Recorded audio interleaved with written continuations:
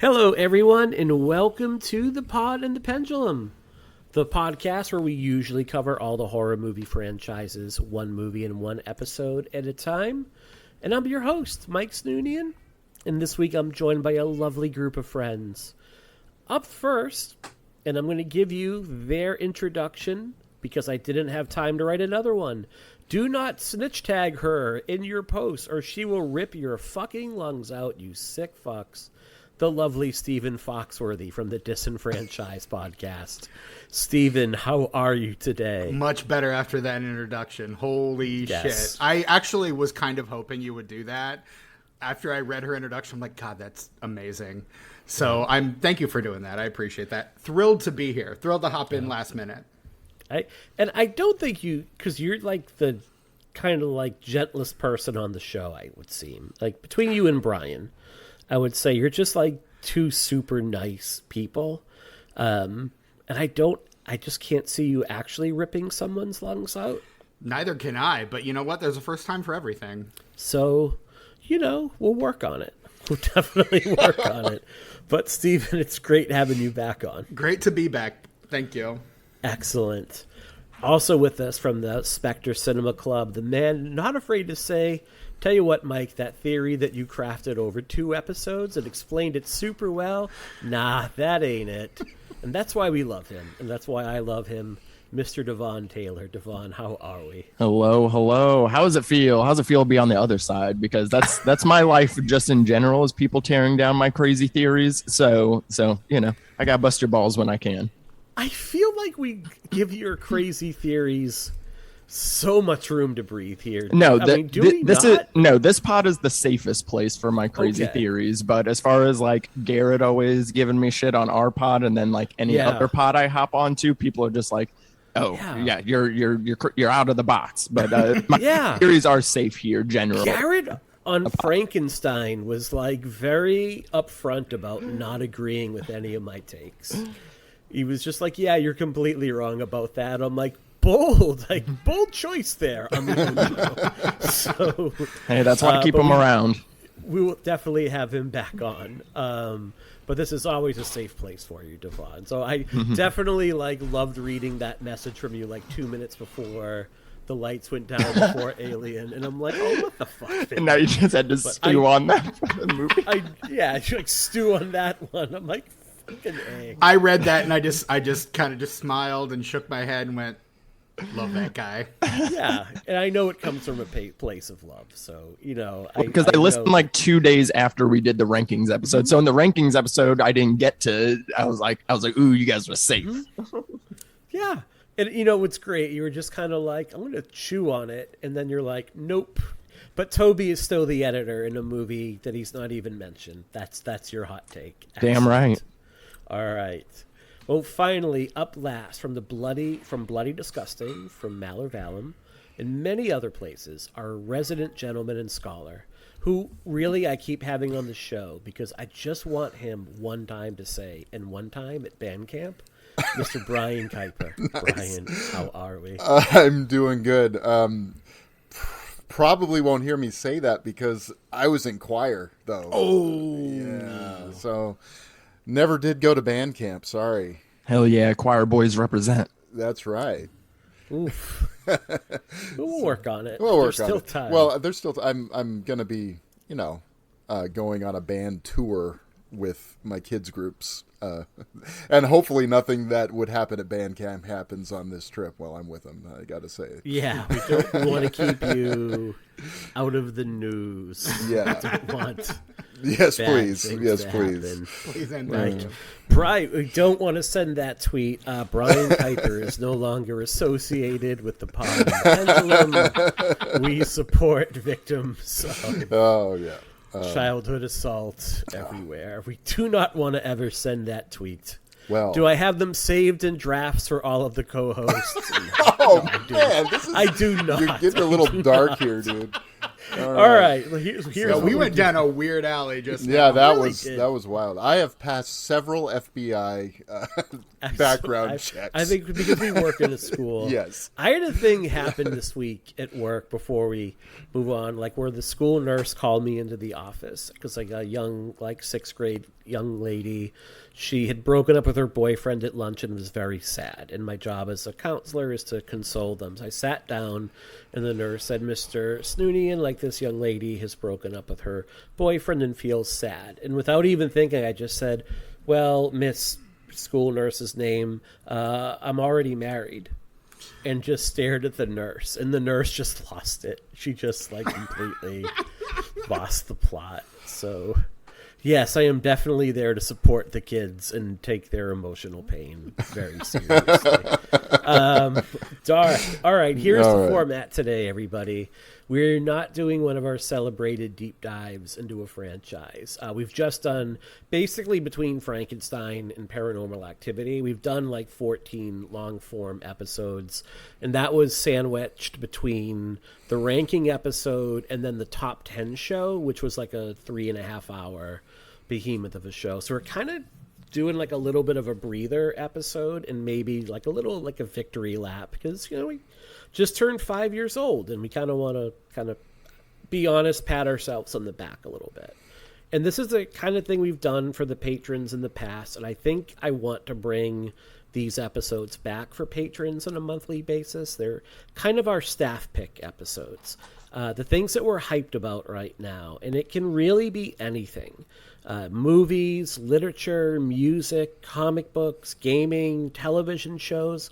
Doesn't have to be genre related, doesn't have to be horror related, because listeners, we contain multitudes. So it's just like 3 or 4 things that we're like kind of like into right now, and we want to share that with our listeners, and we don't typically have the platform where we're going to be able to do that otherwise. So we thought we'd bring it back for this just to kind of also give ourselves like a week to like really put our next franchise together as well. So let's fucking go. We're going to rotate our picks here a little bit. And would anyone like to go first? I've talked a lot so far, so I'm going to take a step back for a minute. Devaughn, do you want to kick things off? I will kick us off. So I'm very excited to be able to talk a few non-horror-y things. And one that I know a lot of people have been talking about, a lot of people have been watching for very good reason, is the X-Men 97 animated series, the follow-up to the 90s X-Men the animated series. And if you guys haven't watched it, believe the hype. The hype is beyond real. Every episode, they just do 4 or 5 just amazing X-Men comic booky things. And it is like, and then the next episode, you're like, oh, they're not going to cook as hard as they did last episode, but they do. It's really fun. You don't have to have seen all of the original animated series. They reference enough to like kind of keep you up to speed. But it does help if you kind of know, because it is a continuation. It's not a reboot. But the animation is like pretty similar to the 90s ones. It just looks a little bit more modern, and even some of the returning cast members have come back to either voice their same role or a different role, which is really fun. And it's just it's a lot more mature. It's very violent. The action feels like very anime based. It is super horny. We got plenty of queer representation going on, lots of thirsting happening. But just like, man, some of these action scenes and the writing is phenomenal. Charlie Feldman is one of the lead writers on. I know the creator has been getting a lot of credit, but I want to shout out the writers because it's written just so maturely, and the characters just feel exactly the way that they should. So I hope Marvel and Kevin Feige are really taking notes from this animated series for what they're going to do going forward, because like this is peak X-Men, adaptation. So if you guys have not been watching X-Men 97, I highly recommend it. So are they pulling from previous storylines when you say they're like probably like 4 or 5 X-Men-y things? Like, are they adapting like previous Marvel comic stories, or are they like, are these completely original stories? It's a combination of all. Like, they are pulling from threads from X-Men the animated series. So they are like pulling stuff from that, but then they are pulling stuff from the comics, but then they are also still having enough creative freedom to kind of do their own thing with a few of the characters as well. Got it. Yeah, Okay. I've heard about a couple of things that they've done, and it seems really interesting.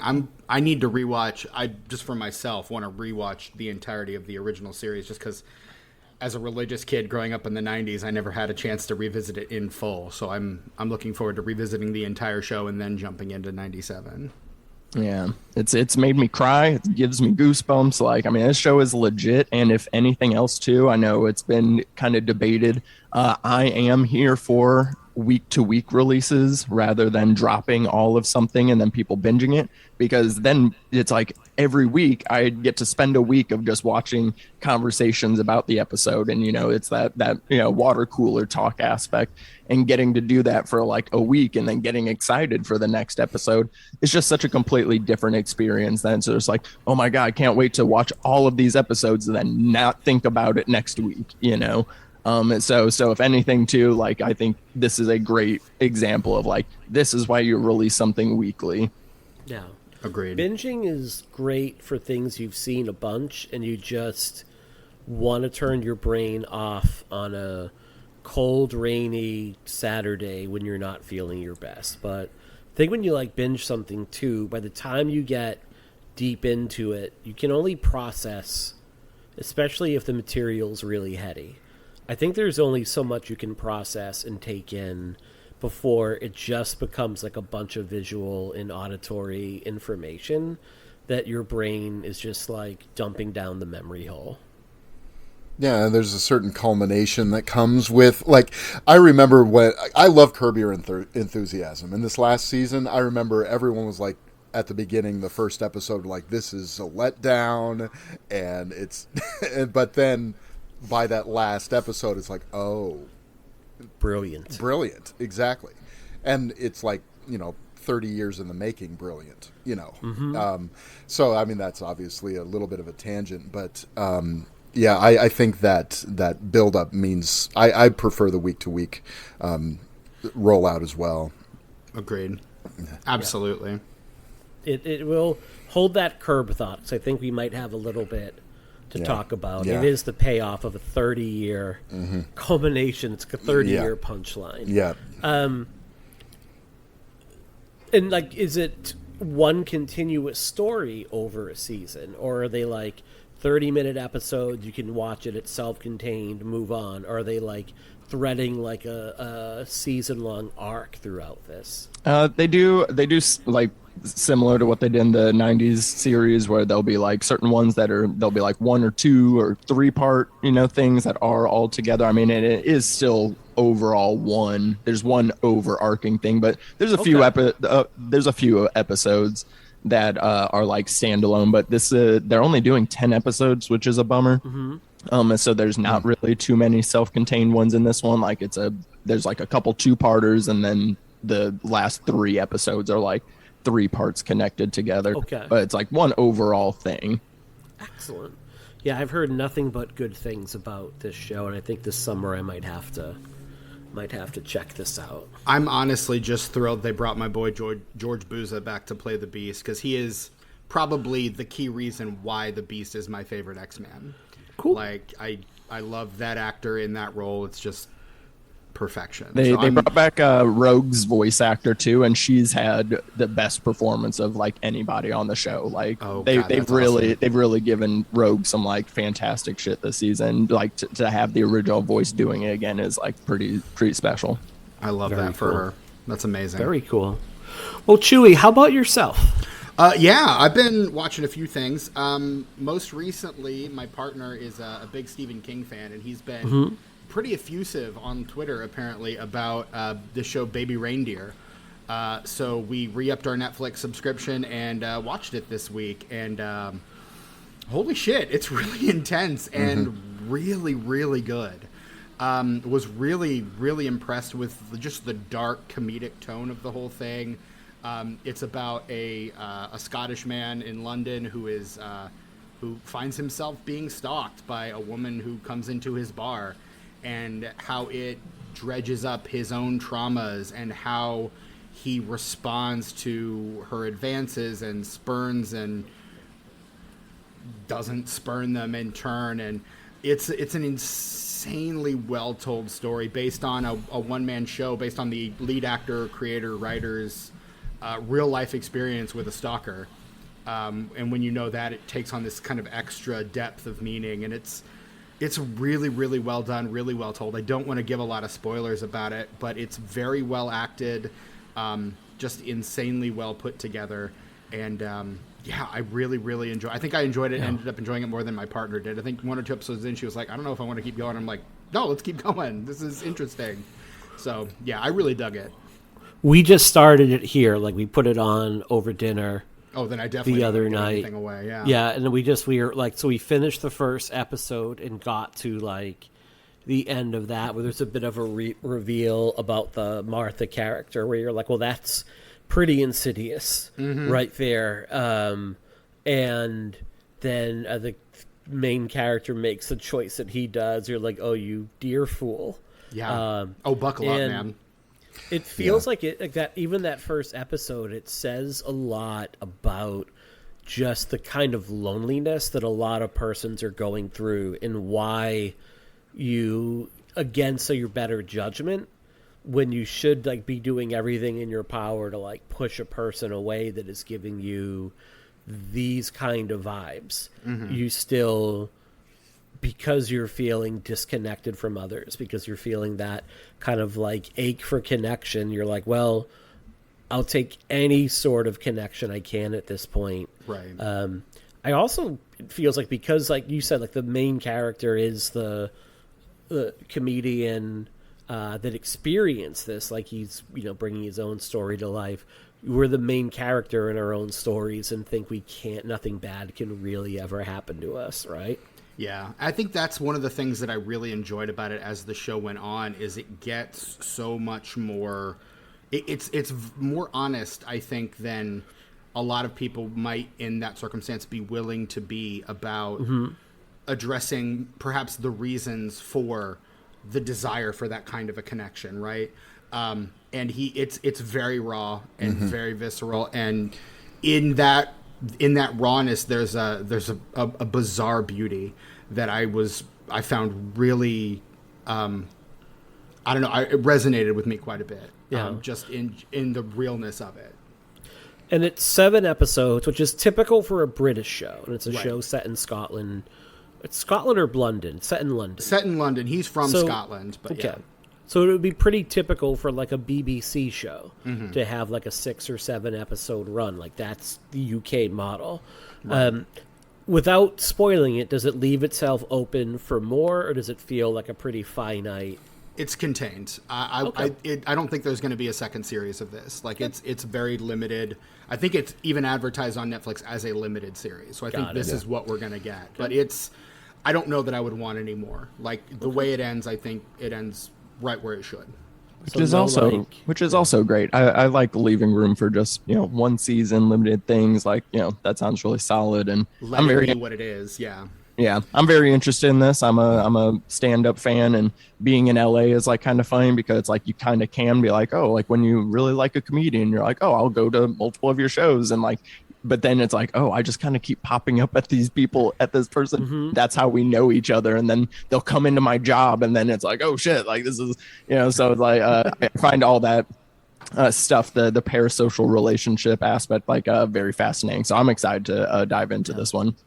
Yeah, I think you'll dig it. I think that word you use, raw, is the key word, because where this goes, I did not expect at the end of the first episode for it to go where it went. It really gets into the psychology of, most of it's from his point of view, or all of it's from his point of view. He's got his inner monologue, his narration that he's giving. But you really kind of understand things about Martha, too, and about it's a really fascinating show. And I think a lot of the conversation about it from various sources that I've seen have been really interesting, too, because there's also this discussion that's coming out about the responsibility of telling a true life story, but also keeping people keeping people's privacy, and there's a lot of sort of meta commentary conversation that's going on about it as well that I think is really interesting and healthy, frankly, because there's because the true crime thing fascinates me too. This is a little different, but I mean that whole the explosion of true crime, and when we're using these horrible things that happen to people as entertainment, what does that do to us? I think that's a really fascinating conversation and one that's worth having. Because most, if not all, true crime doesn't really center on the victims whatsoever. Like the victims are really just props at that point. I can't really do a lot of true crime. I just find myself mostly grossed out by it. Especially because I find it not even adjacent to horror. I find it much different from horror. It is, yeah. It is, yeah. Because it almost revels in these terrible things, and I feel disgusting when I'm listening to when I'm consuming a lot of it. So, but that's one person's opinion. I'm not. Right. I don't want to yuck anyone's yum if that's something that you enjoy, by all means. But that's why it just doesn't sit well with me. But I don't know, the way that this show kind of examines both sides of that coin, I think is really fascinating and really, I don't know, it's really interesting. It was a really good show. I'm glad that I watched it. It took us a few days to get through. We didn't straight binge it. We watched a couple episodes a night, but it was, I think, a very rewarding experience to watch all the way through. I liked it a lot better than my partner did. She didn't really care for it, but I really, really dug it. So Have the two of you started to text one another like Martha texts Josh? No, we're much bigger fans of spelling and punctuation. Okay. So, yeah. But the raw erotic charge, though, that kind of... that's just how I live my life, Mike. Okay, come on. It. Just hedonism 24/7. You know me. Come on. Excellent. All right, Brian, how about yourself? What's first on your lip? What's first on your list? Okay. Well, after Curb ended, I was kind of feeling like, where do I go now? So I watched a few things that I had already seen, and but then I was like, okay, it's time to watch something I haven't seen, and so I caught up with Mike White's television series, The White Lotus, on Max.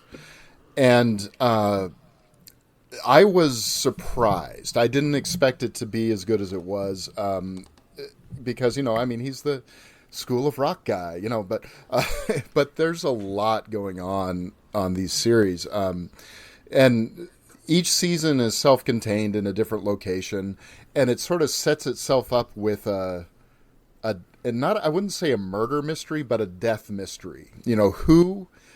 We know somebody dies somewhere in the process of this week of vacation. We don't know who it's going to be. We don't know how it's going to happen. And it's just interesting the way it examines. In the first case, it has to do a lot about, because it takes place on Maui. It has a lot to do with wealth and colonialism is a big aspect of it, that's sort of going all the way through it. And but it's got these terrific characters. You got Steve Zahn and Sydney Sweeney, who I have now seen in two things. I don't know who she is outside of that, really, as I discussed on the Immaculate episode. But and Jennifer Coolidge and a whole bunch of great actors. All thrown into this resort place, and just what happens and how it all ends. The second season takes place in Italy, or in Sicily, I should say, and examines. It has got Aubrey Plaza and and Michael Imperioli and F. Murray Abraham, and it covers these more like ideas of sex and interpersonal relationships and all these kinds of things. It's a fascinating series, and it was interesting how funny it was, but also that it just really had something to say and examine. But it doesn't both sides the issues, but it gives various arguments along the way. And I thought that was really well done, and just kind of fascinating conversation starters and things. And so, why we get into these cycles and why we don't break out of them. And so I don't know. It was, I couldn't, I was like, it was the first show in a while where I had watched the first couple episodes and I couldn't wait to get home from work so I could watch the next one. Excellent. Yeah. So and I'm really hoping that he is able to do a third season. Because Mike White writes and directs all of them, and just really, really good stuff. And they're short. I mean, the first season is 6 episodes, and the second is 7. So, and they're just self-contained stories that are like separate novels in this series. Is how it feels. It's pretty cool. So I don't know if anyone else has seen that at all, but I haven't. It's on my list of things I should watch. Yeah, I was really compelled by it. Sorry, I really like the first. No, you're fine. No, Yeah. I really like the first season. I haven't had a chance to engage it with the second, but no, I thought the first season was very well done, and did not realize that was Sydney Sweeney. Yeah. I think that was probably the first thing I've seen her in before I saw Euphoria. So interesting. But no, I really dug the first season. I thought it was incredibly well done, incredibly well crafted. The mystery of it all, the arc of it all was, I think, really well done. And curious to see the second season. I love that Jennifer Coolidge is our POV character. I find that really, or I guess our kind of through line character. Yeah. I find that really interesting. So I'm anxious to see the second season. I will definitely check it out. Yeah. It did not go the way I expected it to. Let's put it, but then neither did the first. So, which is what's great about it, Exactly. Yeah. So, for my first pick, I find myself in the position of being the guy to defend the Jerry Seinfeld movie, Unfrosted. Go off, man. I came home last night, and it came out, as a recording this, it came out yesterday, and I'm like, Unfrosted was getting like such a drubbing online that I'm like, I'm going to put this on out of curiosity, because how bad can this movie possibly be? And like, I love Seinfeld. Like, that's one of my favorite shows of all time. It's a comfort show for me. Just like when I was like feeling sick earlier this winter, did like a binge of it. Brian, you and I were just mentioning Curb, which I think is the single funniest sitcom of the past 20 years. Yeah, I'd agree. It's brilliant. Yeah. And especially this week with like Seinfeld's comments as he turned 70 years old about like the woke left and PC culture hurting comedy. And we're going to get to that in a minute. And I think that in part has hurt people's perception, because like the reviews I'm reading aren't so much a critique of the movie, but a critique of like Jerry Seinfeld the person. Yeah. Which is, I guess you can do that, but like they're not really talking about the movie, or they're saying why. Here's what Unfrosted is. It's a way to pass 90 minutes. It is super lighthearted. It is as non-offensive as it can get, which is his comedy, which is really funny. Because like about the PC woke left stuff, because like he's like the least offensive comedian there is. I mean, and he's found a way to like talk about, he's an extreme misanthrope that seems to despise all of humanity, and he's made a 40+ year long career talking about how stupid everybody is, like everybody, and how banal and terrible everyday life is. And yet he manages to be as unoffensive as possible when doing so.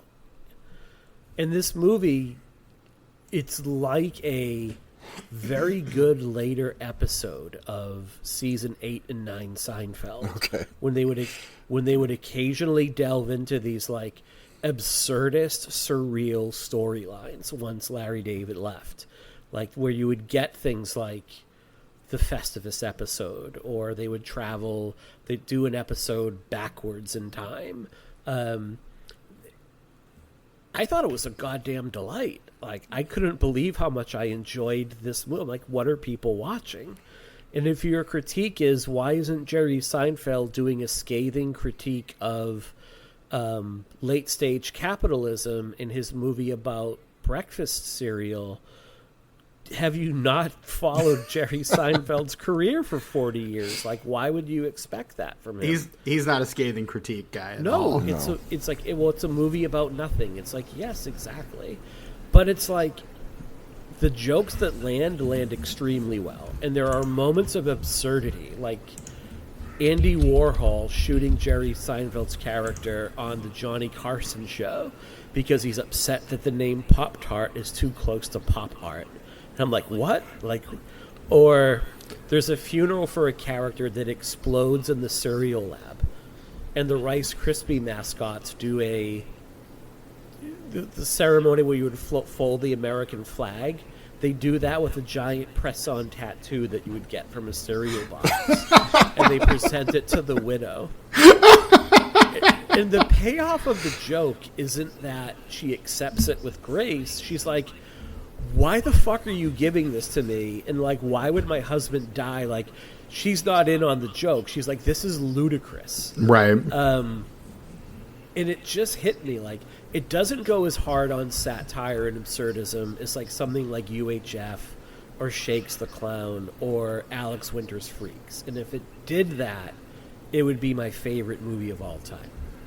But I'm not going to hate on a movie where Christian Slater plays a milkman that is out to basically be a leg breaker because, like, Pop-Tarts are going to put the milk industry out of business because people will be eating less cereal. Like, are you kidding me? Thomas Lennon is a ex-Nazi that is on the run, and at a press conference when he's introduced is like, when he's asked, where were you in 1941, he's like, that's for me to know and you to not find out. And then him and Chef Boyardee create a new sort of quasi-weird human being, and then they raise it as their own. Like, what? Like, why am I going to hate this movie? I adore this. I will watch this probably more than anything else. Spoiler alert for the next 15 seconds, so skip ahead. There is a Mad Men cameo, like, basically, and they do Pop-Tarts but sexy as an ad campaign. Like, Pop-Tarts but super fucking pervy. I'm here for it. I'm totally here for this. I actually just saw a tweet about it. Like, Netflix literally just tweeted it out. So okay, so Kyle Dunnigan plays Walter Cronkite. Kyle Dunnigan plays Walter Cronkite for 3 scenes, and he steals the movie as he, like, delivers, like, this super serious news as Walter Cronkite did. And then he will be off camera going like, oh, X-ray specs, they're amazing. They can see inside of everything except my depression and trauma. My wife hates me. And I'm like, give me 2 hours of this.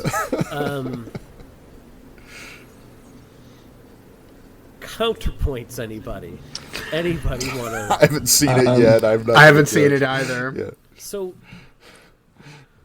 I am looking at this cast list though, and it's stacked. I am amazed. Hugh Grant as the great Thurl Ravenscroft. Like, yes. I just want to see that happen. Yeah. And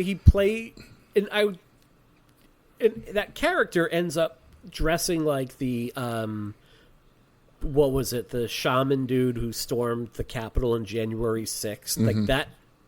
They have a serial overthrow. Yes, they try to stop the Pop-Tart from being FDA approved. It's absurd. A bottle of ketchup mascot tries to save French fries from falling off a ledge. It's like, we belong. It's just so. I get that Jerry Seinfeld is a deeply unpleasant person who, unlike Larry David, who's like, I'm going to portray a deeply unpleasant person, but I'm going to be the butt of every joke. Mm-hmm. Like, Seinfeld doesn't seem to have a sense of humor about himself. But the second half of the cancel culture comment, like, Seinfeld's not really mad at cancel culture. He's mad at corporate America for looking too hard at that, going, we're not going to greenlight stuff. Because stuff like Curb Your Enthusiasm, It's Always Sunny, Family Guy, South Park, Schitt's Creek, Orange is the New Black, all this stuff exists. And it's clever and it's smart. The other half of his comment that people have not latched onto is extremely correct and smart. He said, we come up with another joke. They move the gates like in this slalom. Culture.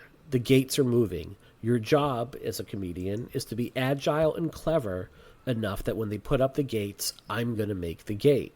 We are not policed by anyone. The audience polices us. We know that when when we're off track. We know instantly, and we adjust to it instantly. And but when you write a script and it has to go into 4 or 5 different hands, committees, groups, here's our thought about this joke. Well, that's the end of our comedy. And people don't read that part of it. They just see the headline. It's PC culture. It's too woke. It's like, yeah, you're not mad at the kids. You're mad at these committees that are like deciding, does your shit get made? So I don't know, man. I thought Unfrosted was not brilliant. It's a 3-star movie. But the stuff that lands is awesome. Is he the worst part of it? Yeah, he can't act. He's not a good actor. He's just not. But like he surrounds himself with brilliant people. Yeah. So I would watch it. It made me laugh. It made me laugh a lot. Hey, as a fan of the Bee Movie, yes, I'm the guy. There you go. I'm down That's for you. this. Okay. Yeah, my kids love the Bee Movie. I can't help but I watched it through their eyes, and so now it's like I find it funny. Right. So I'm down for this. Yeah. I don't know. For me, because this is like, I don't know, the biopic of the brand. This kind of subgenre that's been gaining steam. But it's not a biopic. Okay. Is it almost like a spoof of it in a way? It's like I know what Chewy means because I don't care for this genre, the story behind the brands genre. But it's not that. It's complete absurdity. I mean, sure. Okay. What do you mean, but sure? There's not a moment you could watch of this movie and be like, I am sure this is... You have children eating out of dumpsters going like, oh, I found this jelly crusted. There's not a moment of this you would watch and think, must be how it's happening. So what are you saying, that this is to, like Air and Flamin' Hot, what Weird Al, the Weird is to, like, Walk the Line? More or less, maybe. Okay, maybe not quite that extreme. As Walk the Line, yeah, or maybe like what that. Walk Hard is to Walk the Line. Yeah, it's not even that, because like Walk the Line is more of a like we're gonna spoof that genre. This isn't even that. This is just like I have a bunch of stupid ideas about breakfast cereal, and I'm gonna put them in this movie. And look, if there's one thing that Jerry Seinfeld has thought way too much about, it's breakfast cereal. Which is the most first world of first world problems. Yeah, correct. And I think his biggest problem is he has nothing to worry about. Yeah. And I mean, that seems evident by the fact that he only works like once every decade now. Like, I mean, he tours, but like in terms of like film projects or TV projects or whatever, he's not doing much. Like he's resting on those sweet, sweet franchise bucks. Why wouldn't you? No, 100%. I mean, what a great problem to have. No. I think that the biggest problem, the worst thing to happen to him is Curb Your Enthusiasm. So I think, Brian, like you said, like the finale of Curb was just the payoff of a 30-year, like Larry David hearing for 30 years that the Seinfeld finale sucked. Yeah. And then him setting up in that first episode, we're redoing the Seinfeld finale. Yeah. And him absolutely landing it, like brilliantly. Yeah. Jerry cameoed in that, and he was brilliant in it. Yeah. But there was a moment in that actually made me a little bit watery-eyed when you realize these guys are in their 70s. Mm-hmm. And the banter they had, it was like really gentle and quiet, and you could tell the genuine warmth they had for one another. It almost felt like the cameras weren't rolling. And you're like, we're not going to have this much longer, and that's going to make me sad. Well, I mean, and having Richard Lewis pass away in the middle of the season as it was airing, and things like that. I mean, there were a lot of things that kind of made that final season kind of emotional as well as very funny, you know. Yeah. So anyway, but doing the exact having starting Leon being... starting with doing the whole thing where he's in jail and he's doing the joke that they started the whole series with and everything. I mean, it was and having Leon say he hates Kramer when he's the Kramer of Kirk. Yeah. Is God damn. It's just... Well, and he even says, in so it's like, I the only episode I have left is the finale. You better not screw this shit up, It's just like, it's great. Just... Yeah. And just, and the best joke of the past 10 years is Larry David realizing he can drive people away by just putting on a MAGA hat. Yeah. It's just the best joke of the past fucking 10 years that he did on... Mm-hmm. All right, so I've gone on way too long. I'll be much shorter with my next two. Devaughn, do you want to kick off round two? Yeah, I'll kick off round two. If I'm not watching horror movies, I am usually watching anime.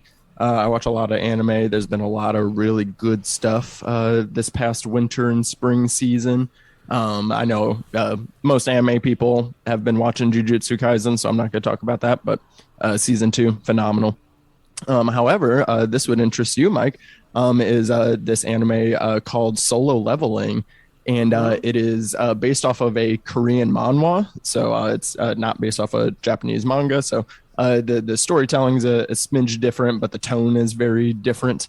But it's basically a D&D anime, where in this world, these like gates open up into these dungeons, and people that have abilities are called hunters, and they're like ranked on a D to S scale, depending on like what skill they have or like what ability they have and like whatever. But the catch in this world is like once you're ranked and you like have your ability is never going to like improve or anything. Like you can improve physically and like stuff like that, and like skills wise, but like as far as like your ability, you're pretty much just like set where you are. Okay. Except for the main character, who is introduced as like the weakest hunter in the world, gains the ability to level up through his conquests. So he goes from being, this nothing guy and becomes just the ultimate badass. And but the way that it changes him as a person, he like kind of goes from this like very meek, well-hearted person and things like that, and he like kind of slowly descends into darkness as he like becomes more powerful. But these action scenes are just incredible. Like, I mean, it's like when you imagine your D&D battles and like how they go in your head. Like, I mean, like seeing it in visual form is it's super fun. They do monsters. There's dungeons with puzzles in them as well. So it's like not all just action based. And it's very fascinating. And this character gets to upgrade his dash abilities, his stamina. He has his personal stats he can like upgrade and stuff. And like it's just if you love D&D and anime, then like Solo Leveling is like the perfect marriage of the two. Do they show that on? Like, as he's leveling up his stats, do they show that on screen? Like, he has like +3 strength. Yes, he has like a video game interface. It also feels like very gamey. Like it's like this like interface pops up that only he can see, and he has a store he can like buy skills from. He has an inventory, and he can choose like, oh, do I want to put in intelligence or put in strength, put in dexterity. It's very D&D video gamey, but then with anime action behind it. That's so weird. Okay. It's a wild series. It's on Crunchyroll. Crunchyroll is one of the best bang for your buck subscription services, because it also has Japanese animated movies as well.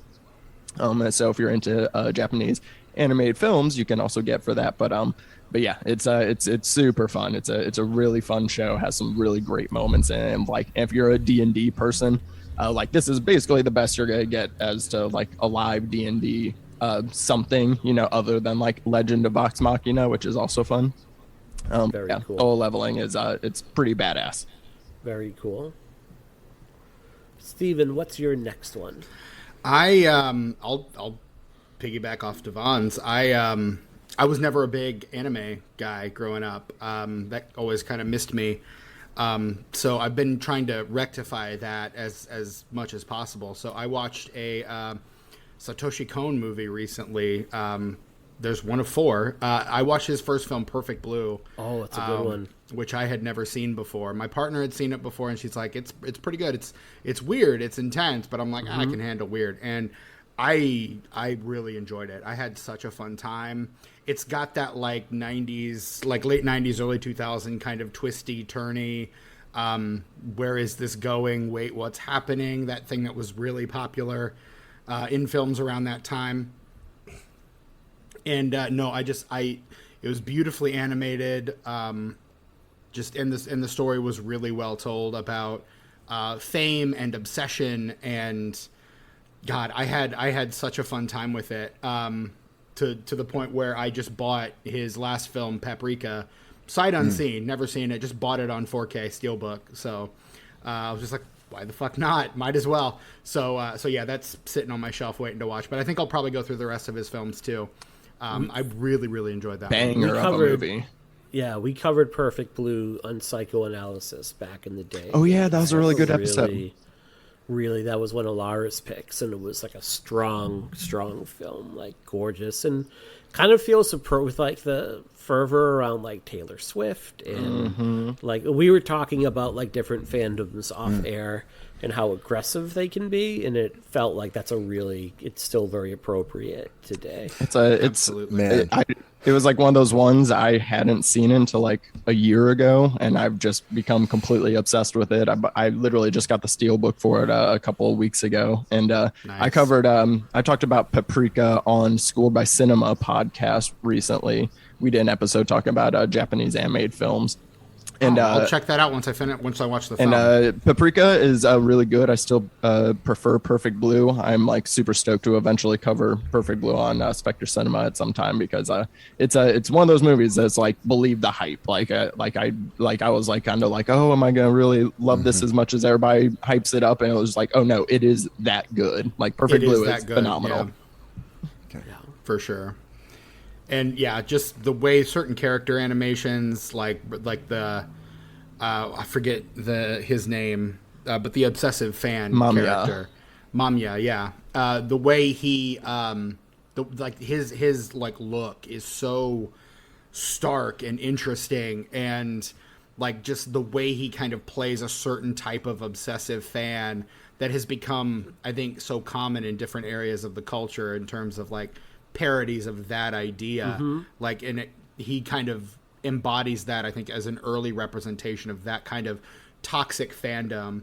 I almost made my Letterboxd review. He walks so that the Star Wars fandom can run, or he walks where the Star Wars fandom only dreams of treading, like that kind of thing. Because I mean, God, the levels of toxicity, I'm just like, this is fandom in America. Yeah. Well, I mean, I rewatched, probably the scariest movie I rewatched recently was Scorsese's King of Comedy. Speaking of toxic fans, right, and man, holy shit, that movie! So because I hadn't seen it in a couple of years, and I watched it again. I was like, this movie just keeps getting more and more prescient and more frightening. So anyway. Well, Brian, keep on that track. What's your second pick? Well, I'm going to kind of change my order a little bit. I've been watching over the last couple months a lot of very weird Frankenstein movies for an article I finished. And one that there were a couple that stood out as being kind of interesting. And one of them happens to be a Japanese film, and that is Frankenstein Conquers the World, a.k.a. Frankenstein versus Baragon, directed by Ishiro Honda of Godzilla fame. And the great Ishiro Honda. Yeah, and I thought this movie was going to be ridiculous and stupid, and it kind of is, but it's also kind of fantastic. And I really enjoyed that one. For the Hammer vibe, except with a lot more boobs, is Lady Frankenstein, which is on Tubi for anyone who's interested in that. And Hammer has like a lot of boobs to begin with. Yeah, but these are bare ones. Okay. Yeah. So anyway, for those of you who are interested in that kind of thing, but Lady Frankenstein is actually pretty good. I was surprised. I thought it was because I mean it's directed by the guy that played Mr. Mushnick in the original Little Shop of Horrors, and he ran out of money, so he called his old buddy Roger and said, "Hey, can you float us some money?" So it's one of the early films released through New World Pictures, and that's awesome. Yeah, but honestly, the best one that I rewatched this one was I rewatched The Walking Dead from 1936, starring Boris Karloff, directed by Michael Curtiz, of course, of Casablanca fame.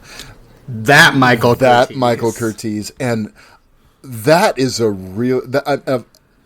Frankly, I wrote about probably 24 movies, and I watched at least that many in this article. That was the only one that I thought this is an actual great movie, and it's kind of underseen, and I wish people would seek that one out. Like I said, 1936. It's a Warner Brothers film, so it kind of crosses the Frankenstein idea with sort of the gangster movie, and sort of and it really. It's crazy that this debate has been going on so intensely for so long, but it's about the death penalty is largely what it's about, and it is. It's an incredible film, so I encourage people to try and seek that one out. It's not impossible to find. It's out there, but 1936's The Walking Dead is great. Excellent. Yeah. Okay. The Frankenstein scholar never sleeps. No. Well, so many Frankenstein material out there. Well, I also saw Dracula, Prisoner of Frankenstein, Dracula versus Frankenstein, directed by the great Al Adamson. And those were not good. So I watched them so you don't have to. Excellent. We thank you for that. But for our sins, Brian. Then there's one called Frankenstein's Daughter, which gets an extra half star, so 1.5, for using the term "you meddling kids," a good decade before Scooby-Doo came out. Now, would Frankenstein have gotten away with it if it weren't for those kids? That's right. That's exactly right. Excellent. Yeah. Love to see that. Love it. So my second pick is the show that dropped. We talked about the binge model. I've only watched 2 episodes so far, but Fallout. I love the past few games like Fallout 3, New Vegas. Fallout 4, I'm on my now that they've updated it for the PS5, they've done a next gen update, on my 3rd or 4th playthrough of it. It's the one that takes place in Boston. The show, I've only watched 2 episodes because I really want to savor it. They've really done a tremendous job of replicating not only the look of the game, with the Brotherhood of Steel, the vaults, that blown out, desolated landscape where it's this kind of weird alternative America that was what if the 1950s vibe never ended and then we all died in the nuclear holocaust, and skip ahead a couple hundred years. Just the post-apocalyptic world looks amazing as well. The ghouls look amazing, but also just the quirky, weird humor of those games where you're I don't know how they were able to manage to replicate that so well, but they've done an incredible job. And it stars Ella Purnell, who was really brilliant in that first season of Yellow Jackets. Buzz.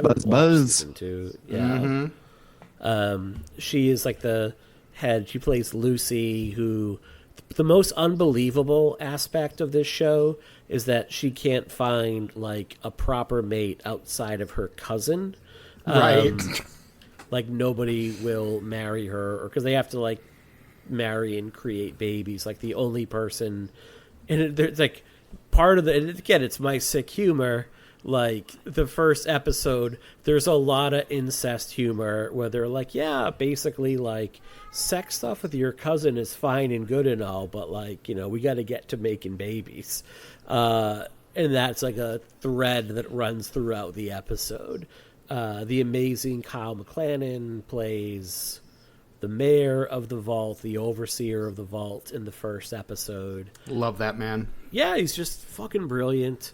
But the real treasure is Walton Goggins. As he always is. I just rewatched The Righteous Gemstones. And oh my God. He's such a legend. Brilliant in that. Yes. Vice Principals. Vice Principals is great too, yeah. The Righteous Gemstones. The Shield is where I most remember him.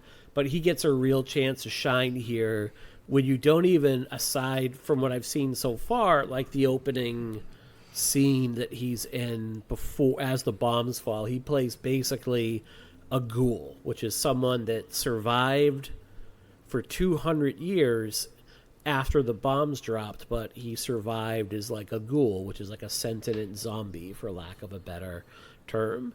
And he's like an old West gunslinger. And he's just fucking awesome in this role. So far, I am like 2 episodes in, really into this. They've made, it seems like the Brotherhood of Steel are going to be like your antagonist, from what I've seen so far, which to me makes sense based on like what I know and love about the games. In terms of if you like the games, it seems to mostly follow or pick up on the vibe of New Vegas, which I think most people would say is the strongest of the Bethesda games. And I wish that one would get a next generation like coat of paint and polish on it. The problem with Fallout 4, as much as I love it, is like the conversation branches. Like you don't, no matter what you choose, there are no real consequences. Unlike like New Vegas, where the choices you make, like if you pick a certain thing, there's no turning back from it. Like it will have severe consequences. But it's awesome. I watched like the first episode and a half or so. My roommate's a big Fallout person. I never played the games, but I watched my friend play through Fallout 4 pretty recently. I mean, just as far as like adapting a video game, like I think like we're slowly figuring that out now. That's like, hey, like you're not going to be able to do like a game, you know, and like be able to like, you know, replicate that experience. So like as long as you are really nailing the spirit of the game, which I think the show does fantastically through the production design and everything. And like not afraid to embrace the like, you know, like sillier and weirder aspects of it. Like even like the Vulture suits, they look silly, but it's but like that's how the game feels, you know, like it makes sense in that way. You know, so it's like as long as you're like invoking the spirit strongly of the video game, like you kind of have to just take bits and pieces like from different games and just like kind of do your own thing with it. Like you're not really gonna be able to replicate that game experience that gamers know so well because they played it. You know, it's not the same as like, oh, I've read the book and then you adapt a book into a movie or a series a certain way. Like I think you have to approach it differently from a video game because people are more involved in the game, you know. So like you're just not gonna be able to do that experience justice. So, you know, like stay true to the spirit, but then you just gotta like, you know, take chances and do your own thing with it. Yeah, and Fallout is so unique because it's not like Raccoon City or Resident Evil or Silent Hill, which is one town. Like Fallout takes place basically the whole country, and you could really move it globally. Like the whole world is blown up and it's 200 years after a nuclear holocaust. So like the beauty of the Fallout games is like each one takes place in a different locale, different location. So that's kind of the beauty here is like different places look different based on how many bombs fell on them. Some places look far more devastated than others. And I think the appeal of this show is, you know, even my wife, who is the furthest thing from a gamer, like she's been putting this show on in the background when she's at work. Like she's really enjoying it as well. So. And that's kind of where I am. Sorry, no. Go ahead. That's kind of where I am. I'm not a fan of. I'm not a video game guy, but my co-hosts over at Disenfranchised were both like, You need to watch the show. You don't need to know the games. They will explain everything. And I'm about where you are, Mike. I'm about 2 episodes in, and I've really enjoyed what I've watched so far, and I think I'll probably stick with it. Yeah. Cool. And to your point, Devaughn, this would have been way better week by week. Give it time to build. Why they dropped like 8 episodes in one day? Because they're lengthy episodes too, you know, like they're movie length almost. Yeah. Like that is just give shows a chance to build an audience, build a following. Mm-hmm. It just I don't want to watch 8 hours of this all at once. It'd be too much to take in. Well, Devaughn, what do you have? What's your third pick? And my third pick, keeping in, we'll go back to the movie realm, but still outside of horror, while I have the chance to talk about challengers. Another thing of talk about believing the hype. You know, it's I'm glad people are so excited about it, but like people have been posting like all these different videos and clips and stuff. So I was just like, oh my God, I really need to see this before it gets ruined by Twitter, unfortunately. But did get to see it, and I thought it was phenomenal. It's a very messy, complicated, sleek film. It the trio performances are fantastic. And again, we're having, you know, the conversation like there was like an article with some stats about, you know, people preferring less sex in their film, blah, blah, blah, and things like that. Which is fascinating because this movie doesn't really have a ton of it, but has kind of been marketed as a very sexy movie. It's a very horny movie. Okay, there's a difference between sexy movies and horny movies. Like Saltburn, again, that didn't have like any like real sex scenes in it. That's a very horny movie. So like as far as managing your expectations, because the movie is about this like love triangle, but really like tennis does play so much bigger of a part in it. Like this isn't an erotic thriller with some tennis on the side. Like it really blends the world of like being an athlete, specifically a tennis player, where it's just you versus another person, kind of asserting your dominance over them. And they carry that into the way that you assert dominance in certain relationships, whether that be romantically or between your friendship. That is also romantic, you know. So it's a very again like very messy film, and like you really question the emotional motivations of every character until the final shot of the film. Like Luca, like you're watching the movie and you're like, is Luca kind of off the path? Like, are we gonna get there? But the way that it, you know, gets there in, again, a very messy route, but then still comes together at the end was like very satisfying. And the Trent Reznor and Atticus Ross score, oh my goodness. Like Luca basically let him do a instrumental 9 Inch Nails album for this. And it is I think it's my favorite score that they've done. I've been listening to it like every day since seeing the film. And not only that it's a fantastic score and it like fits thematically and like tonally for the film, the way the film edits the score in is so funny. Like if you've seen May December, I won't ruin the experience for anybody that hasn't seen Challengers yet. But if you've seen May December, the way that they use the score in that is similar to the way they do it in here, where it's like, are we in a perfume commercial right now? Like we've been like transported randomly. And then goes back to being like a regular movie again. This is a very fun movie. It's very compelling, and just like, you know, very well crafted across the board. I'm a big Luca fan, so this was a very satisfying film that I've been thinking about. I've been already making different theories. I got some writing I want to do, and definitely like can't wait to see it again. Like it's definitely gonna be on my mind for most of the year. It's top of my list to see right now. Like it's the movie I'm probably most excited about seeing.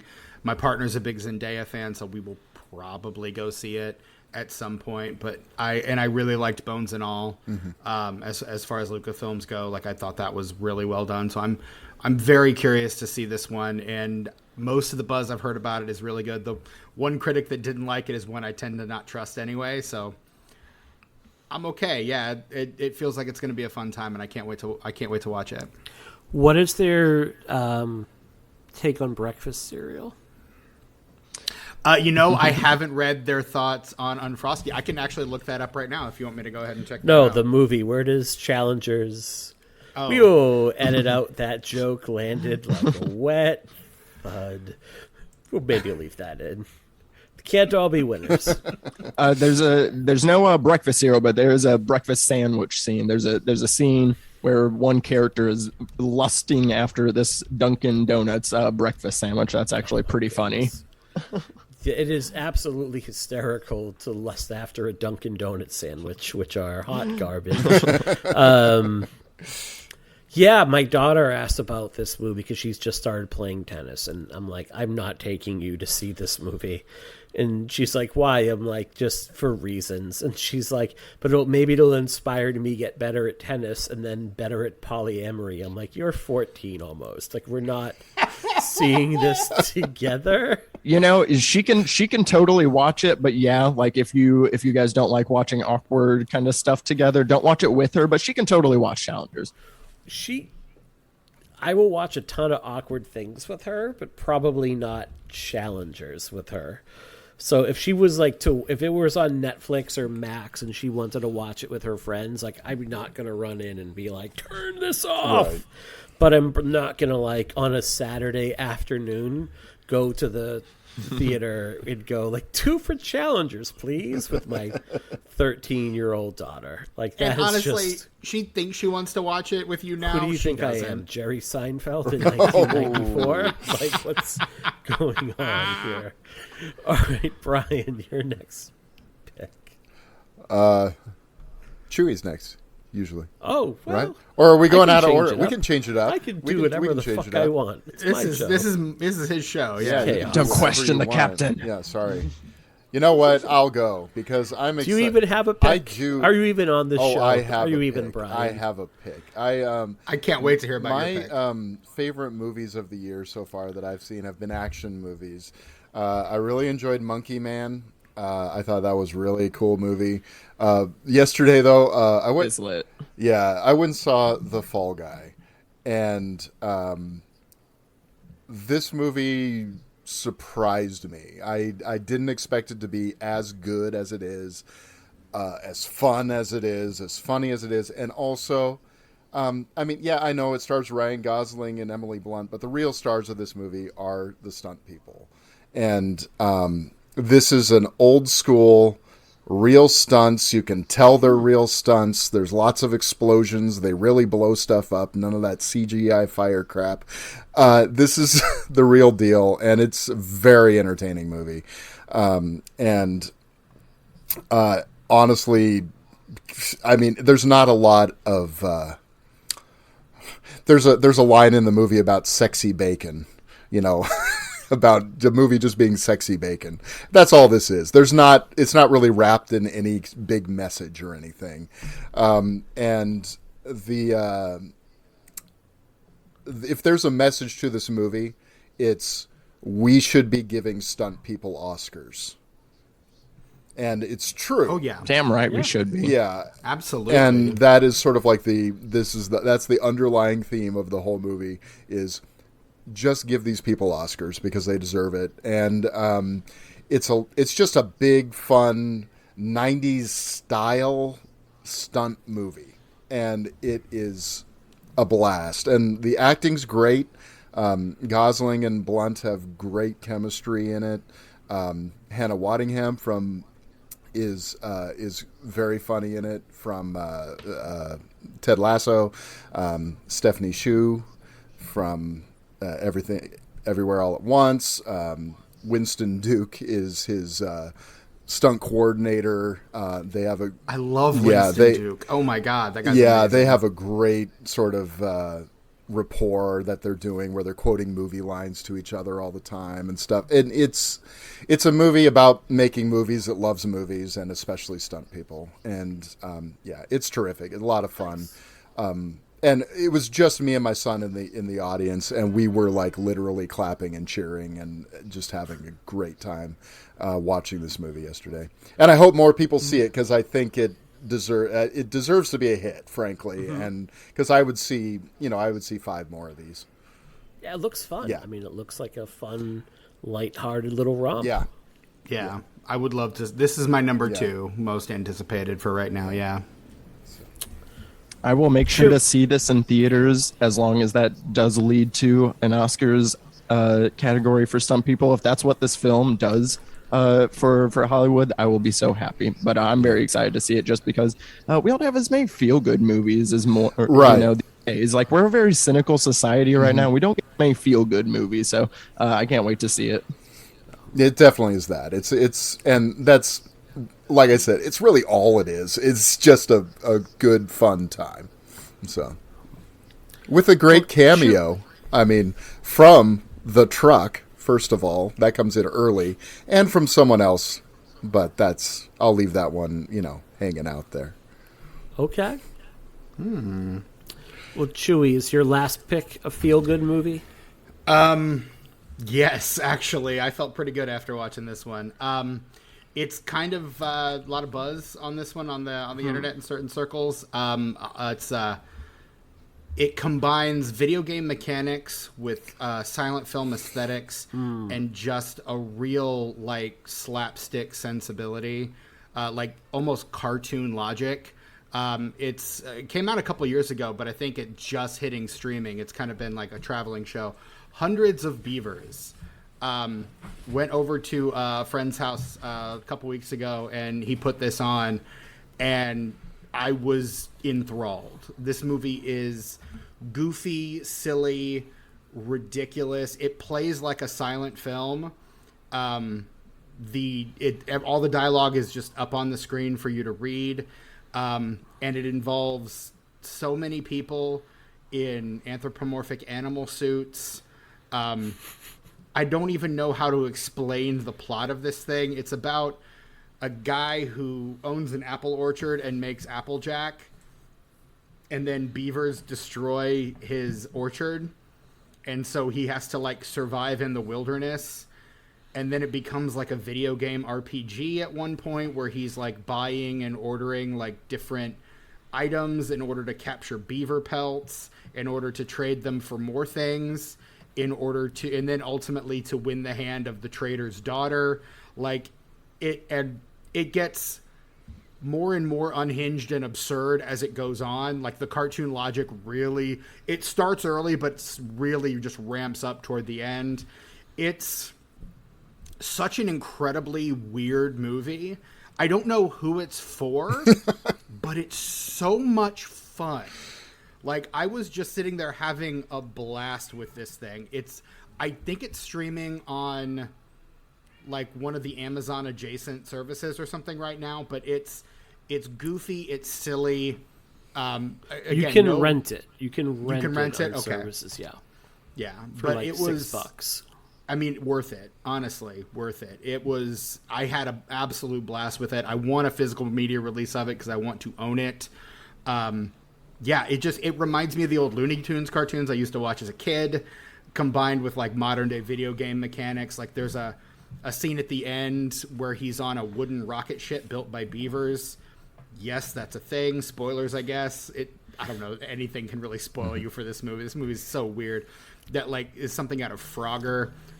It's insane. And all the animals are played by people in animal costumes, very obviously.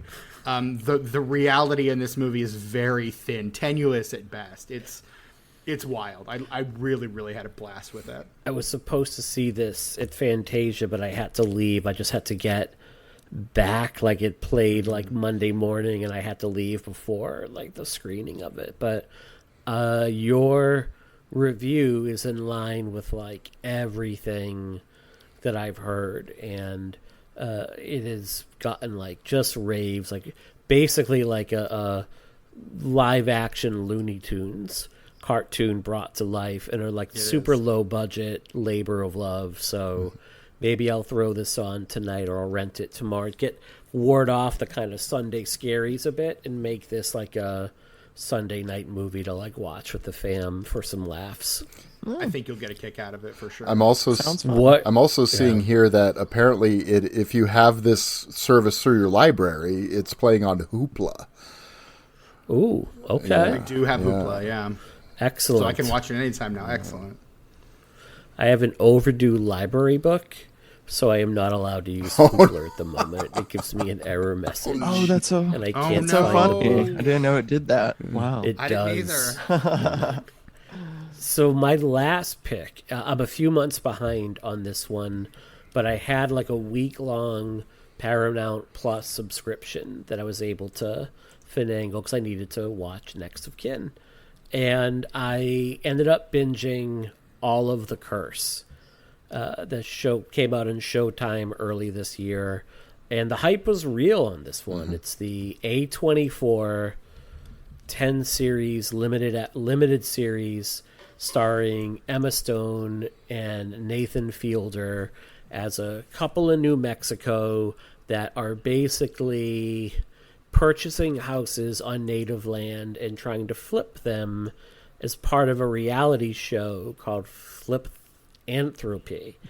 And it is like them trying to ingratiate themselves to the native community, and it's all about like white fragility and colonialism and no spoil, liberal. Because I do still want to see this. I will not spoil this. I will not. Fantastic. Because that would be cruel to spoil it. It's all about white liberalism. And it doesn't go as deep into that, I think, as a lot of people would like. I would agree with that criticism. It definitely touches on it. I think Emma Stone is in particular brilliant in this show. And a lot of it, too, is about watching. It's one of the best. If you really like watching Possession, because you like watching a marriage dissolve in spectacular fashion, this is like watching that over 10 episodes. Oh, wow. There's something about Nathan Fielder, who I think is brilliant and a genius and wickedly funny. There's also something about him that just seems extremely punchable. But I think he leans into He does, that. yeah. I think He totally does. Very good at it. Yeah. I think that's the brilliance of him, honestly. Benny Safdie plays the director of these episodes, and it's childhood friend, but not really, of Nathan Fielder's character, more like childhood bully that Fielder's character like thinks is a friend, or deep down knows isn't a friend, but tries to convince himself. And Emma Stone is brilliant as this woman who tries to play the perfect white liberal, but deep down is just like a spoiled rich kid. Like, her parents are slumlords, and she knows that she has this privilege. Like, she's been handed these homes from her parents, and she's basically all about making a buck. She's all about using guilt and trauma and her own sad story, which isn't even sad, to guilt and manipulate others into doing things for her. There are scenes where she talks to a native artist that she like basically bribes. I mean, to basically bribes to say like, well, I want to have you on the show. Like, isn't it great we're both artists? And the woman's like, what the fuck do you want me to say? Well, what if I just tell you directly what to say? And it's brilliant how it gets into a lot of this. So it touches on a lot of the things we talk about in day-to-day. It is shot like a horror movie. It is scored like a horror movie. It is not a horror movie. It is decidedly non-horror, but gives you the vibes of one. And I think it's brilliant for that reason, because the best horror taps into real-world anxieties and just amplifies them. And this just does that without giving you that supernatural aspect until the finale. And midway through the finale, it does something where I had to pause it and rewind it and go, what? And then just watch it play out for the last 30 minutes in brilliant fashion. And I think at some point, if Devaughn, when you watch this, I'd love to just do like a breakdown of it for the patrons or whatever. It goes into David Lynchian territory, and that's all I'll say. Just one of the best things I've watched in a long time. They've talked like, we could probably do another limited season. I'm like, how? Why? Don't. Just let it be. Let this one thing be. But you may also not see anything as disturbing this year as a sex scene between Fielder and Emma Stone, where he uses an iPad, a sex toy, and he calls the sex toy Stephen, and talks about wanting to bang her. And there's probably nothing less like, I'm usually not there should be less sex scenes in media. I'm usually like, nope, I want more of that. But this is okay, I can understand where you're coming from if this is what we're getting. Because I don't want this. I do not want this. I don't want any of it. Yeah. I want some of it. All right. Yeah. He calls it what now? Calls it Stephen. Interesting. Which is what I'm going to name all of our. Just so you know, Stephen, I'm going to name all of ours that going forward, just to make you uncomfortable. Yeah. Sure, you're welcome. Stephen's a common name. But I don't know that it makes me uncomfortable. I find it deeply fascinating. Yeah, we're a fascinating bunch. I haven't seen The Curse yet, but it sounds like it would make a really good pairing with the first season of White Lotus, honestly. Okay. Yeah. I've seen all of Nathan Fielder's other stuff, and I've gotten into some of the first episode of The Curse, but I need to devote some time to it because I was not in a good headspace when I started it, so I need to get back to it. I would say the first season of True Detective, in that you keep hoping for a supernatural element, but it never really goes there. But it's shot like it will. Interesting. If that makes sense. I dig that. Except it leans even more heavily into that. The curse, the titular curse, very quickly is debunked as something silly, and so it's very, very silly. Maybe that's okay. Would a Shiva Baby vibes be kind of a comparison, the way it's shot thriller-esque, and it's because I haven't seen Shiva Baby. I put social cringe, kind of horror adjacent, because it is still making you uncomfortable. It is 100% discomfort, and then but then Shiva Baby is shot like a horror movie, and the score is very horror movie-esque, but Shiva Baby totally isn't. It is very much social cringe at its finest, and it's absolute, trying to convince a non-English speaker, a Native American, that they should be crying on camera, so you start spraying mist into their face against their will to capture levels of cringe. Or putting $14,000 of jeans on your credit card because people are stealing from your store, and you're like, well, I don't want to call the cops because that's a bad look. So then you borrow money from your parents to pay that back. I don't want to spoil the big. That's just touching on some of the cringe that goes on here, but it's pretty incredible. Last thing, just thought of what would have made Unfrosted better if it was led by, if it was a Tim Robinson jam. And you got that level of absurdity. I think You Should Leave by Tim Robinson. Give him that material and let him cook, and it would have been the greatest movie ever. All right. Before we go, I just wanted to say it's been 5 years with us doing this. Said this last time out, but just wanted to take a second again and say thank you to everybody who's ever listened. Thank you to all my co-hosts who have really in the past 2 years have made this something really fun for me to do, and it's kind of changed my outlook on the show, where I just kind of do this because I enjoy it.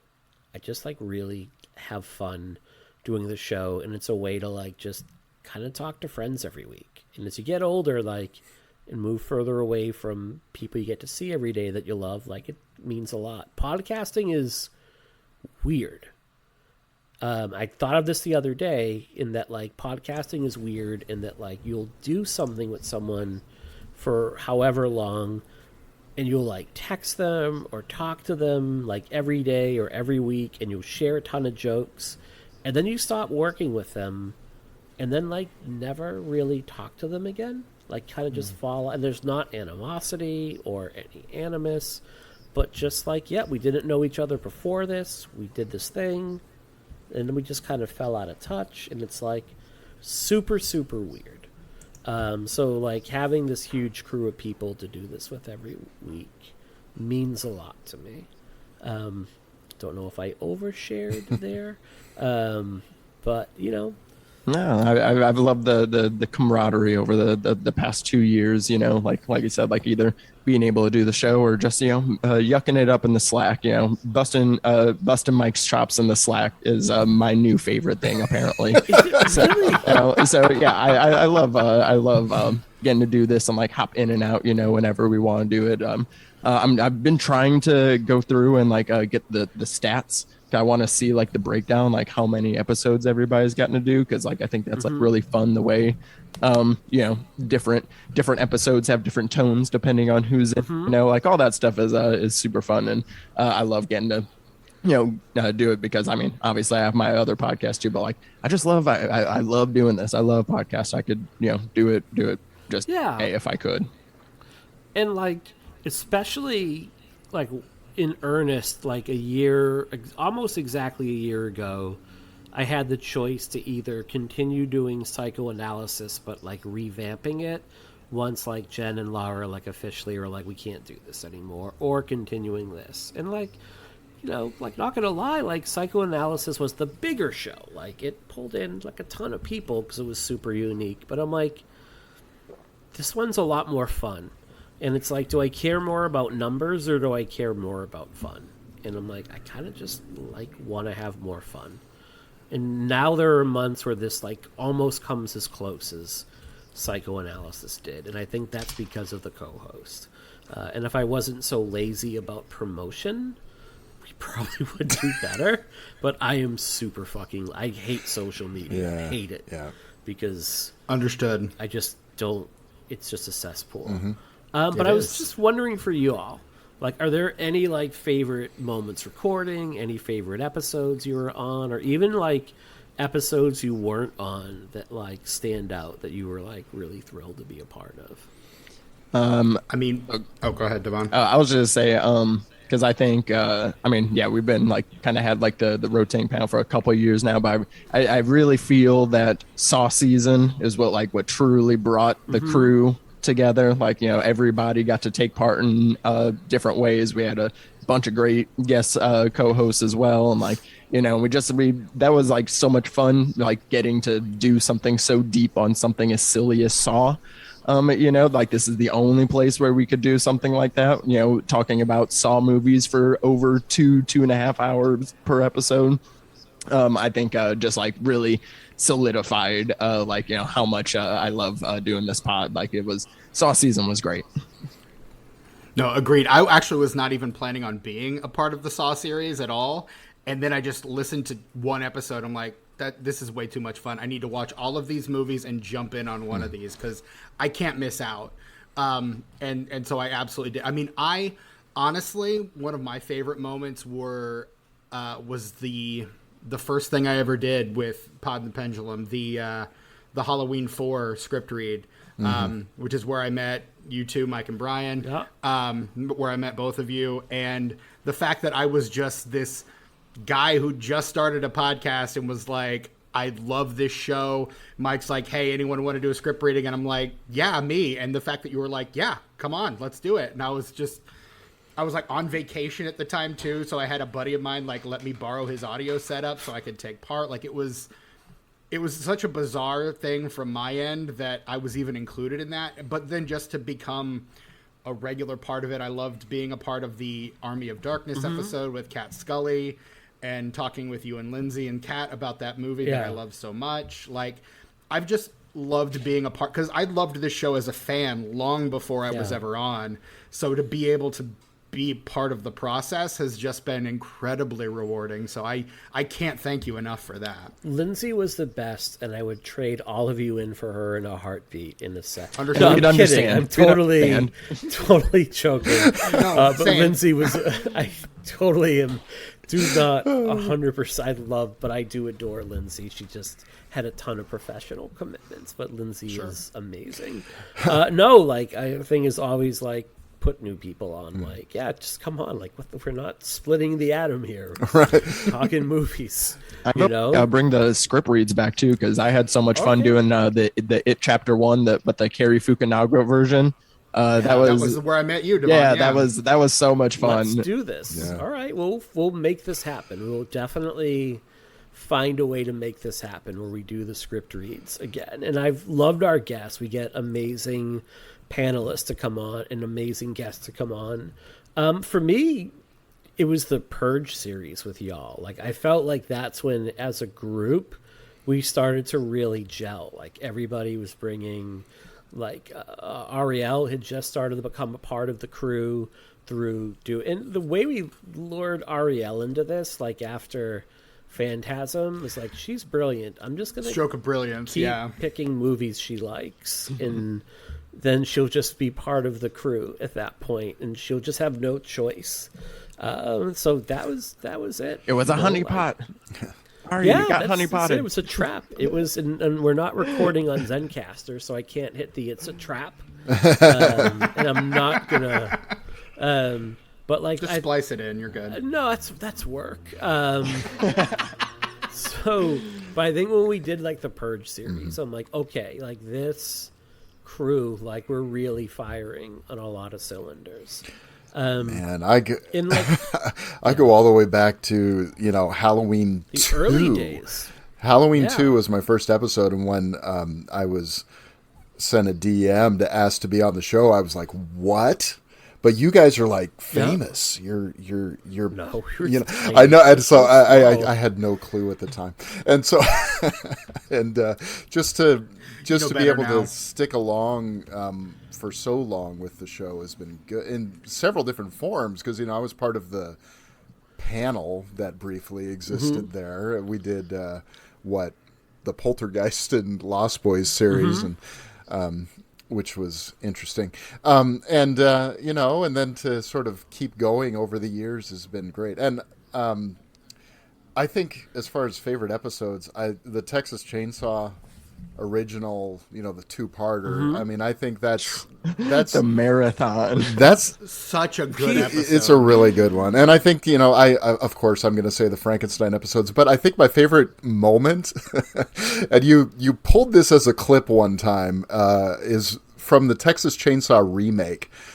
Because I hate that movie. I didn't realize how much I hated it. And then Rachel was just defending it tooth and nail against me, and I thought that was such a fun conversation, and and every time Rachel's going to be on, I'm like, oh, I'd love to be on with Rachel, just because I think I just enjoy that kind of conversation, and it was so much fun. And you pulled the clip about, it's like, where did she get the gun from? And her response, oh, there are ways, Brian. It's just great stuff. I mean, it was so much fun to do that. There's just, because talking about movies should be fun. And I feel like we get so... I'm the guy that's defending fucking the Pop-Tart movie, okay? Again, we're not... It's like it might be in my top 10 most fun movies of the year. Like, we're not... Like, this is a serious business, and I think we sometimes, like, get... As much as we love movies and is an art form, and if we're not having fun... And we got a review this week, and I want to thank Dale for sending it out. And what they said in it, it's like they all sound like they still enjoy watching horror films, which I can't say about some other horror podcasts I subscribe to. And I can't think of like a better compliment. Truly. I really can't. And I kind of agree with Dale. Like, I've stopped listening to some shows because I'm like, do you even like movies anymore, or do you like to complain? Yeah. Like, I think Halloweenies is the gold standard in terms of like the best horror podcasts out there. I think they're incredible in terms of the information they bring and the rapport with the hosts. And if I could like be nearly the host that like Justin Gerber is, I'd be super grateful. The dude's just golden. And I think they're the best, but I don't think we're that far behind in terms of how good we are. I really don't. And then there are just a lot of others where I'm like, I think you just don't like movies anymore. Hang it up. And I think the minute I stop liking movies is when we hang it up. So I think we got a lot of episodes to go. And on that note, what do y'all want to cover? We got 2024 lined up, but there are some some bullets in the chamber that we haven't even discussed. So, what do you guys want to do? I mean, I know we're about to start Blade next, but we could always use more guns and leather. So my offerings to the wheel are going to be Underworld and Resident Evil. Okay. I think either of those series would be very fun because they go to wild kind of different places. Like, you know, the Underworld, we got prequels, but then we have like in the future we have you know, that kind of stuff, and then we have Resident Evil, shepherded mainly by, you know, all one director, getting to do all sorts of kind of crazy stuff, and like obviously that having a, you know, the horror video game legacy. So I would love to do Underworld and Resident Evil one day. I think we could easily cover both of those series. I think they would both would be qualify, and then we do like Van Helsing as a patron pick. Underworld. You just got me tingly there, Mike. There you go. Helsing, I love that movie. Excellent. Former episode of Disenfranchised, Van Helsing. And I mean, if we're in the Len Wiseman pool, we could probably also pull I, Frankenstein too. Yeah. What about you, Chewy? After much cajoling, we finally have The Exorcist on the schedule, so I'm thrilled about that. But my love of religious horror knows no bounds, so I'm all in on The Omen. Let's throw that on the wheel. I would love to cover The Rise of the Antichrist, and like young hot Sam Neill. Okay, yes please. David Warner, absolutely. Gregory Peck, trying to murder a child. Sure, absolutely. Even the terrible Liev Schreiber, Julia Stiles remake. Yes, absolutely. I'm here for all of it. Put me on. Put me in, coach. I want to play. What are your thoughts on Mike Flanagan possibly helming the next Omen movie? Exorcist. Like, do we need a... What's that? Exorcist. That's right, the next Exorcist movie. What are your thoughts on Flanagan doing? Like, do we need an Exorcist movie where, like, are we going to hug the demon? Like, just need a hug and some tears? And, like, are we going to get a Pazoo that just does a 45-minute monologue? I mean, honestly, I'm here for that. I mean, I'm more excited for Flanagan than I was for David Gordon Green. Sure. And based on the reception of that movie, I think that bears out. But I mean, I'm okay. I love just how cantankerous the late great William Friedkin was about sequels, particularly to his own movies. The way that he basically, I didn't see any of the Exorcist sequels because they were all shit. In my mind, what did he say? In my mind, The Godfather Part 2 is the only sequel that's worth a damn. Like, I'm just like, I love you. You were just such a crotchety old man. I love you so much. I want to watch all of your movies. Thank you for this gift. And he makes a damn near perfect film, one of the great horror films of all time. And then, like with Jaws, again, another great masterpiece of a horror film. And then the sequels just kind of don't live up to the promise of the original. Yeah. Although Exorcist 3, on first watch, I liked a lot better than the original. I'm curious to revisit Exorcist 3. But no, I'm so excited to dig into that franchise. What about you, Brian? Well, I would echo The Omen, but, we already talked about that a little bit in our Patreon episode. And so I'd be game for all 6 of those in on that one. But you guys have, offered some nice sort of quality films. So I'm going to offer Silent Night, Deadly Night. Oh, boy. Just because I want to talk about Part 2. That's right. Okay. I'm do a whole franchise just so I can be on one episode. 2 is like one of the worst movies, but I love Part 2. That's actually my favorite one.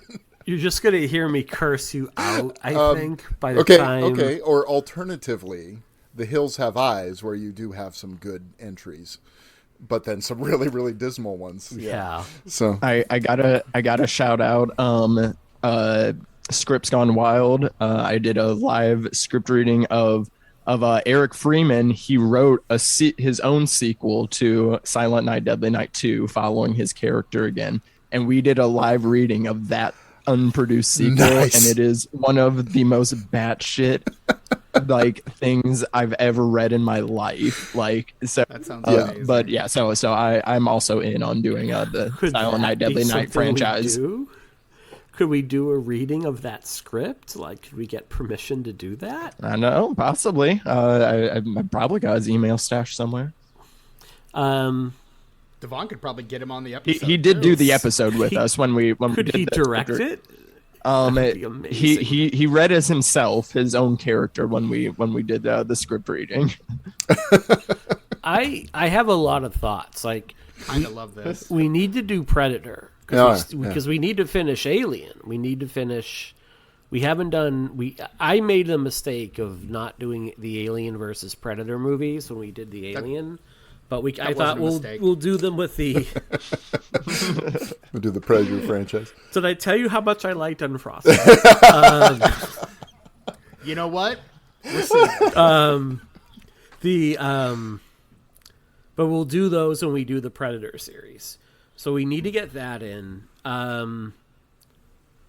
for sure, at some point in the near future. There's a lot of Predator movies, and like a few of them there's at least 3 very good ones. The first one, I thought the remake from 2010 was good, and then Prey was Prey is really terrific, solid. I haven't. Those watched are 2 the 3 since I good was a Predator kid. movies. We do agree on that. Predator 2, not as bad as I remembered it being. Yeah. No, it's bad. I've never seen Predator 2. Predator 2 is bad, guys. And then no one is suggesting the George. I was Romero just Dead thinking movies. that, though. Yeah. Like nobody would, but you did. We know how much you hate them, though. I don't hate them. I'm just not as enamored of them, and I'm not going to say no. Like, can you imagine? Like, hey, we're a horror movie franchise podcast. Do you want to do the George Romero Dead movies? No. Like what? I mean, I would love it if we did those and then immediately followed them up with the Dan O'Bannon Return movies. I think that would be a really fun doubleheader. That might be too many zombies, though. I mean, but I think I that don't would be a mind that really idea. fun doubleheader. I'm not a zombie like that movie idea. person. I am on the record on my podcast talking about my dislike of zombie movies, so that'd be a nice challenge for me. I would, it would force me to finally watch all of them. And I think I'm the one that likes like Diary of the Dead, and I like Land of the Dead. I didn't care for Diary. That's okay.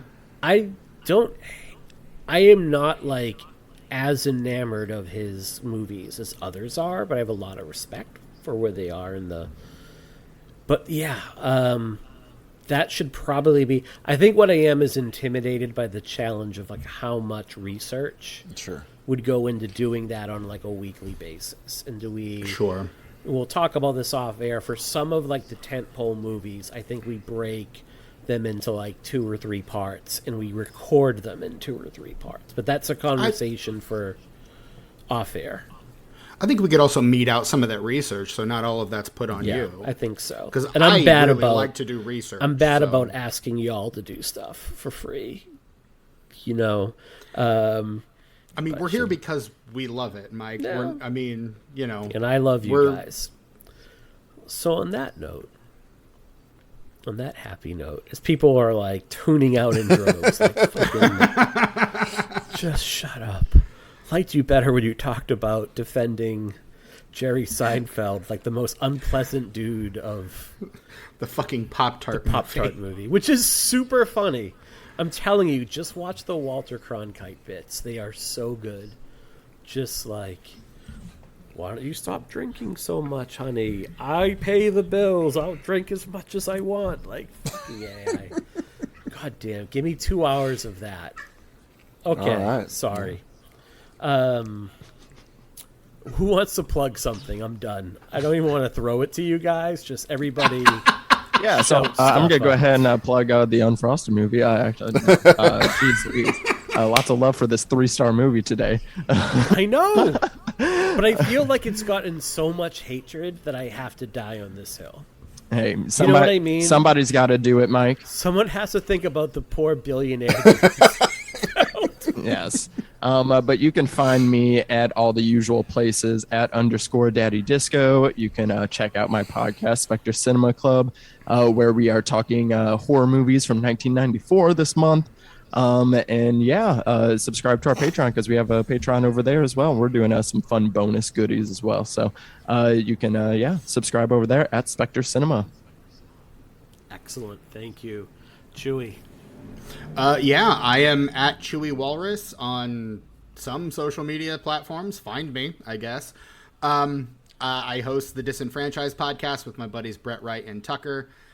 We just finished our Arnold April month, which Brian guested on with Michelle Egan to talk Commando. That was a great episode. We rambled. We rambled a lot. We were both Commando is so good.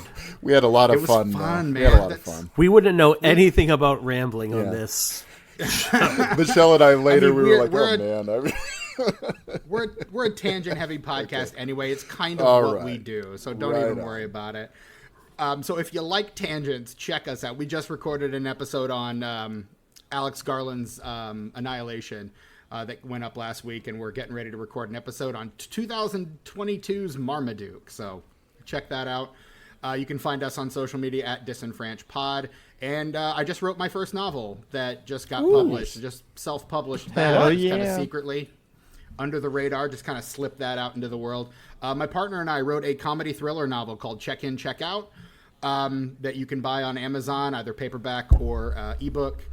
It is very deeply silly, incredibly goofy, but people die in it. Like, people get murdered. That's just straight up murked. So, I mean, if you're a fan of things like The Hunger Games, but with 20-somethings in a locked-up hotel, I don't know, check it out. I'm sold. I love that premise. We had a lot of fun writing it, and hopefully you enjoy reading it. So, there you go. It's not expensive either. Paperback's like $10. Perfect. So. Excellent. Send me a link, and we will post the link in the show notes. On that right now. And I want a 3-cent cut. Just 3 cents. Man, I ain't even gotten paid yet. Oh, it's just a 3 cent. I've been watching Fargo a lot. Anyway, you can find me at BrianWaves42 on all the socials. I have a couple of pieces that I'm really proud of recently. I wrote one for Manor Vellum on cooties and being a teacher and a writer and all kinds of things, and that's a lot of fun. That's over at manorvellum.medium.com. And then at Bloody Disgusting, I wrote a piece about for the It's Alive 50th anniversary, Larry Cohen's It's Alive, and it sort of brought out some things that I did not expect, and I'm really, really proud of that piece. It's called What's Wrong with My Baby, if you want to check that out. And it's one that's, I don't know, it's sort of snuck up and I didn't expect to be so sort of emotionally moved by the Monster Baby movie this time around. Cool. So anyway, so that's out there, and I'm hoping I've got a piece on The Exorcist and the Wicker Man that is hopefully going to get up there pretty soon. And nearing in on my 100th article over at Bloody Disgusting. So very excited cool about that. Very, very cool, man. Right on. Well, it's always weird plugging the show while you're listening to it because, like, you know where we are. Like, you're listening to us, so you obviously know where to find us. Otherwise, like, how would you be listening right now? But if you haven't already, please make sure you're subscribing to us so you get more of these hot takes, much like the hot pastry that is the Pop-Tart. One more for the road. Jesus, what the fuck is wrong with me? Bringing it home. Make sure that you, and I really like reviews. Reviews help us, but it's just nice to know that we're not just screaming into the void as well. So please, a 5-star review and a few kind words about what you like about the show. If you leave us a 1-star review and some unkind words, like, why? That's be just nice. Yeah. Just be kind. Yeah. Do your own show. What are you doing out exactly. there? Yeah. We'll repay you in kind. Yeah. 5-star review, a few kind words if you could. It would mean a lot to us. But rate, review, and subscribe to us visit our site, podandthependulum.com. You can email us there. You can check out about 235 episodes. And please, if you've enjoyed these ramblings, and if you're this far into it, you either have or you're some sort of masochist. If you're this deep, you're a true fan. Yeah. And I don't know what that says about you. But yeah, which I could announce. Look, I have openings on my schedule in my private practice, so my rates are fair. And I'm pretty good as a therapist. Pretty good. But we have a Patreon page. Patreon.com/podandthependulum. I would like to bring this back to it. There's a few other things I want to do. I have an idea I'm going to run by Brian as soon as we hit stop record. The other guys will hear it too, unless they're like, F you. But go to patreon.com/podandthependulum. Low as $2. You can become a patron today and get about 50 hours so far of bonus material, where we do one-off episodes. Stuff like this is on here as well, director's commentaries, and they tend to be loosey-goosey like this is as well. So thanks, everybody, for the past 5 years. Like, I have had, again, the show is just fun to do.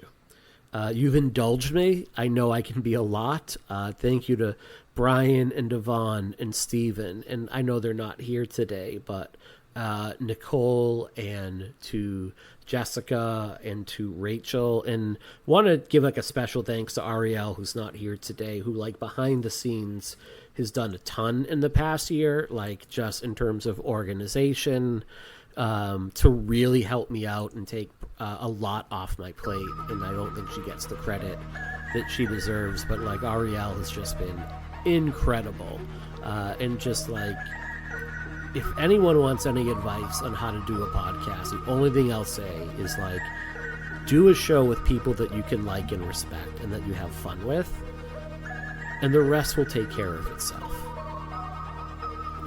And thanks very much. We'll be back starting a new franchise. Devaughn, why don't you tell folks what we're doing, and then we're out of here. I got a message for Deacon Frost. It's open season on Suckheads as we start Blade next week, baby.